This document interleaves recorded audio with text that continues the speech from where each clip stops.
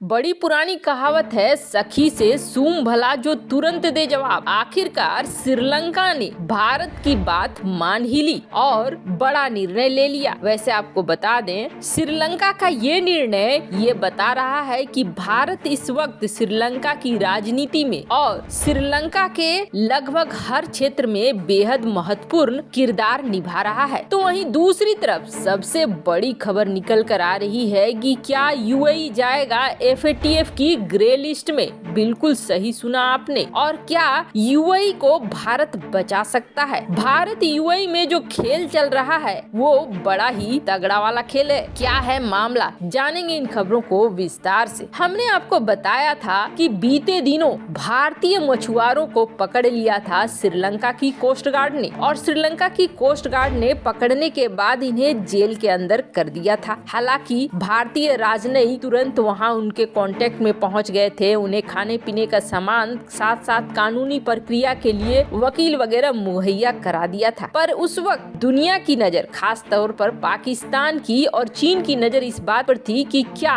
श्रीलंका इन मछुआरों को छोड़ता है या नहीं छोड़ता है। वैसे आपको बता दें, जल क्षेत्र को लेकर कई बार मछुआरे कंफ्यूज हो जाते हैं और दूसरे की सीमा में पहुंच जाते हैं। ऐसी गलती में भारत भी पकड़ता है श्रीलंका के मछुआरों को और श्रीलंका भी पकड़ता है भारत के मछुआरों को, लेकिन उसे या तो वार्निंग देकर छोड़ दिया जाता है या फिर कुछ बहुत ज्यादा संदिग्ध होता है तो उसे पकड़कर फिर छोड़ा जाता है, या कुछ को तो जेल में भी ठूंस दिया जाता है। पर ज्यादातर केस में यही होता है कि वार्निंग देकर छोड़ दिया जाता है, पर इस केस में श्रीलंका ने नहीं किया और श्रीलंका ने उन्हें पकड़ लिया, गिरफ्तार कर लिया। और ये सब तब हो रहा था जब चीनी राजदूत जाफना के इस तमिल समुदाय वाले बहुल लोगों के बीच पहुंचे थे। और यहाँ पर हमेशा से जाफना का जो इलाका है और तमिलनाडु का इलाका है, यहाँ के लोगों में कलेश होता रहता है। अब ये अंदाजा लगाया जाने लगा कि आखिरकार राम सेतु के दर्शन के लिए पहुंचा है ये चीनी राजदूत, कुछ न कुछ गड़बड़ तो जरूर है। वैसे अपने देश में बुद्ध की प्रतिमा को नष्ट करने वाला चीन बड़ा दूसरे के राम सेतु को देखने पहुंचा है, और वो भी बिल्कुल तमिल तरीके से कपड़े वगैरह पहन के, तो थोड़ा सा तो संदेह जाता ही है। इसलिए इस कांड पर कि 13 भारतीय मछुआरों को पकड़ लिया है, दुनिया की नजरें और थी कि क्या करता है, क्या निर्णय लेता है श्रीलंका। लेकिन आखिरकार कोलंबो ने ये निर्णय लिया कि हम 13 भारतीय मछुआरों को छोड़ रहे हैं, और इसका ऐलान कोलंबो में जो भारतीय उच्चायोग है उसने भी ये कर दिया कि हाँ, श्रीलंका की सरकार इन्हें रिहा कर रही है। वैसे आपको बता दें, श्रीलंका की स्थिति इस वक्त बहुत ही डामाडोल है और कहा जा रहा है कि श्रीलंका की स्थिति ऐसी ही रही तो इसी साल श्रीलंका दिवालिया घोषित हो सकता है। इन सब के बीच में भारत बड़ी मदद दे रहा है श्रीलंका को, कई चीजों के लिए लाइन ऑफ क्रेडिट भी दे रहा है और कई चीजों के लिए डायरेक्ट पैसे भी लोन के रूप में दे रहा है। ऐसे में उम्मीद यही जताई जा रही थी कि श्रीलंका इन मछुआरों को छोड़ ही देगा। खैर हुआ भी वैसा ही। पर वहीं दूसरी तरफ एक बड़ी अजीब सी खबर आ रही है, सुनने में पहली बार यकीन नहीं हुआ कि ऐसा कुछ हो रहा है, लेकिन ये बात भी सही है। यूएई एफएटीएफ की ग्रे लिस्ट में जा सकता है और इसके पीछे अब एफएटीएफ वाले पड़े हुए हैं। क्यों पड़े हुए हैं? पहली बार में यही दिमाग में आता है कि ज्यादातर एफएटीएफ की ग्रे लिस्ट में जैसे कि तुर्की है, पाकिस्तान है, ये सब तो दिखते हैं कि हाँ, इन्होंने क्या किया है और किस कारण से इनको एफएटीएफ की ग्रे लिस्ट में डाला जा रहा है। लेकिन यूएई को लेकर ये समझ में नहीं आ रहा था कि आखिर यूएई को एफएटीएफ की ग्रे लिस्ट में क्यों डाला जा रहा है। यूएई ने ऐसा क्या कर दिया है? यूएई ने तो हाल में भारत के साथ ये भी डील फाइनल की है कि 5 लाख स्क्वायर फीट में बनाएगा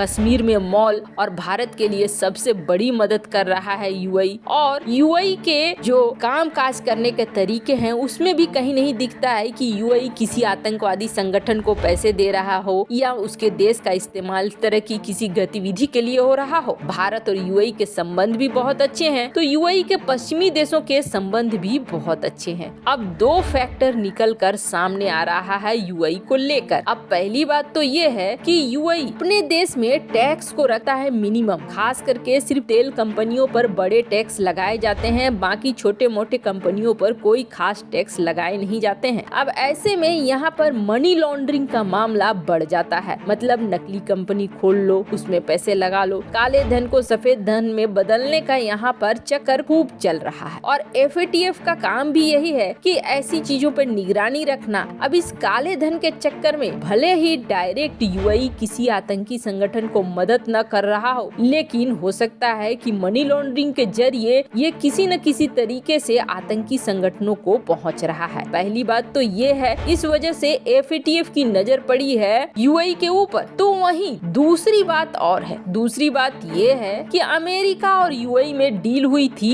F-35 की, जो अभी अभी ताजा तरीन मामले में अमेरिका को झटका देते हुए UAE ने 80 राफेल की डील कर ली। और राफेल की डील करने के बाद पहले तो ये कहा कि नहीं, F-35 की डील एक अलग डील है और राफेल की डील एक अलग डील है, लेकिन बाद में उनके अधिकारियों ने क्लियर कर दिया कि हम अब F-35 नहीं लेने वाले हैं। अब मामला आया कि F-35 आप क्यों नहीं लेने वाले हो, तो उन्होंने कोई जवाब तो नहीं दिया, यही कहा कि नेगोशिएशन चल रही है, बहुत लंबी चल रही है और मामला फिट नहीं बैठ रहा है। पर जो असली सच्चाई है कथित तौर पर ये है कि चीन जो बेस बना रहा था UAE में और उस बेस को मिलिट्री बेस के रूप में इस्तेमाल करना चाह रहा था। ये बात अमेरिका को पता चली। अमेरिका ने UAE से पूछा, UAE ने कहा हमें तो नहीं पता है कि हमने कोई मिलिट्री बेस बनाने को दिया है, हमने तो सिर्फ एक बंदरगाह दिया है। पर जब अमेरिका ने सबूत दिखाए तो UAE ने कहा कि हमें पता नहीं है, लेकिन हम ऐसा करते हैं, इसे अभी बंद करने हैं। UAE ने उस काम को चीन का बंद करवा दिया। UAE आ गया प्रेशर में। अब अमेरिका ने शर्त रखी कि हम F-35 आपको देंगे, लेकिन आपको जब अपने ही देश में पता नहीं है कि कौन आपके देश में मिलिट्री बेस बना रहा है, ऐसे में हम अगर F-35 देते हैं और आपके पायलट अगर इसे चलाते हैं तो कल को ये भी लीक हो जाएगी, ये भी चली जाएगी बाहर। ऐसे में हम अपने पायलट भी देंगे, हम अपने मेंटेनेंस स्टाफ भी देंगे। इसी बात को लेकर दोनों ही देशों में F-35 को लेकर सहमति नहीं बनी और UAE ने अमेरिका को झटका देते हुए F-35 की डील से बाहर आ गया। लेकिन अमेरिका अब कहा ये जा रहा है कि FATF के जरिए UAE के ऊपर नकेल कसना चाह रहा है, क्योंकि अमेरिका भी ये स्वीकार करने को तैयार नहीं है कि उसका हथियार मार्केट खराब हो। अब इन सब के बीच में अचानक से एक ऐलान होता है कि UAE भारत में 5 लाख स्क्वायर फीट का एक मॉल बनाने वाला है। अब क्या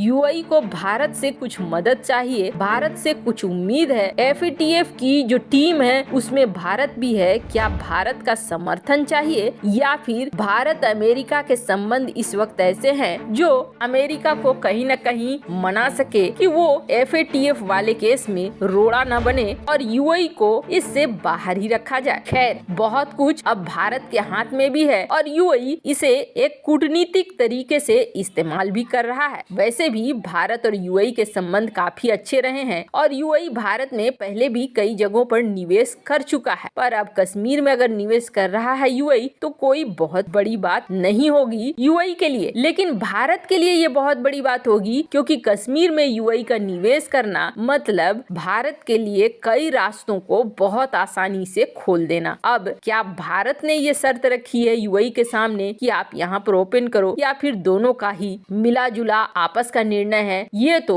वही जाने। वैसे आपको क्या लगता है, क्या भारत शर्त रख सकता है? कमेंट कर अपनी राय जरूर बताएं। जल्द मिलते हैं अगले वीडियो में नई खबर के साथ।